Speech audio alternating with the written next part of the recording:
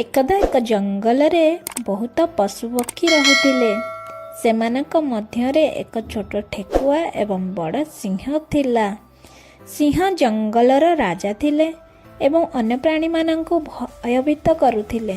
गोटे दिन सिंह को खाद्य मिलिला नाही।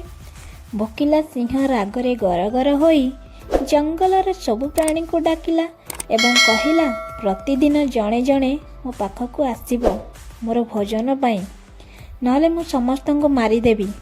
एहा शुणी सबु प्राणी डरीगले। एहीपरि भावरे किछि दिन बीतीगला। एक दिन बुद्धिमान ठेकुआ एही भयंकर अवस्थार समाधान खोजिला। से दिन ठेकुआर पाଳି थिला।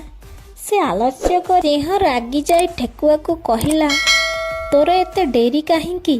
ठेकुआ हसी देई कहिला, महाराज, मु आसुथिबा समय रे आउ एक सिंह मते रास्तारे अटकाई देला एवं कहिला से होची ए जंगलर नूतन राजा।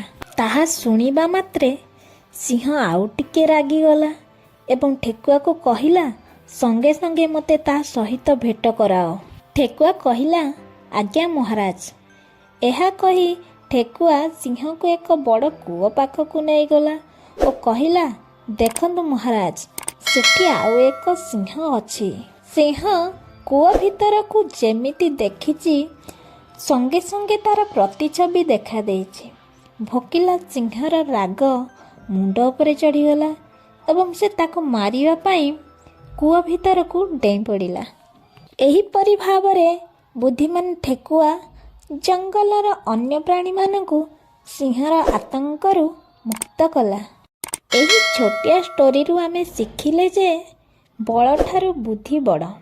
सबु काम धीर स्थिर करिबा उचित।